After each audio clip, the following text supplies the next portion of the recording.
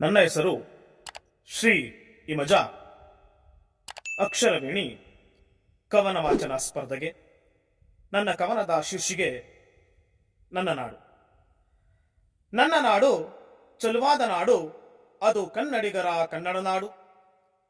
ಅಚ್ಚ ಹಸಿರೆ ಮಿನುಗುವ ಬೀಡು, ಗಿರಿ ಪರ್ವತದಿ ತುಳಕೋ ಕಾಡು, ಅಕ್ಕಿ ಚಿಲಿಪಿಲಿಯ ಗಾನದ ಮಡು.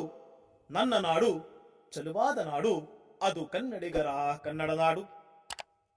ವಿವಿಧ ಭಾಷಿಗರ ಚಂದತವರು, ಭಿನ್ನ ಸಂಸ್ಕೃತಿಯ ಬಂದದೂರು, ಕೋಟಿ ಕಲ್ಪಿತ ದೇವತೆಗೆ ಸೂರು, ಜಾತಿ ಜ್ಯೋತಿಯ ಐಕ್ಯದ ಹೇರು, ವಿಶೇಷ ಹಬ್ಬ ಆಚರಣೆಗೆ ತೇರು.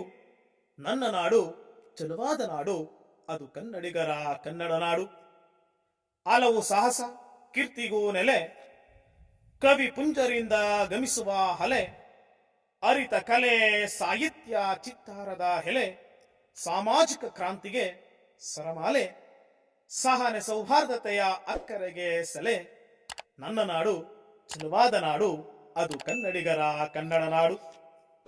ಸಮೃದ್ಧಿ ಬೆಳೆಯ ಫಲವತ್ತಾದ ಹಿಳೆ, ವರ್ಷ ಪೂರ್ತಿ ಜಿನುಗಿಸುವ ಮಳೆ, ಪರಿ ಪರಿ ಹಣ್ಣಿನ ತೋಟದ ಹೆಳೆ, ಜರಿ ಜಲಪಾತ ಜೋಗುಳ ಸೆಳೆ, ಕರುನಾಡ ಮನಗಳಿಗೆ ಸದಾ ಕಳೆ.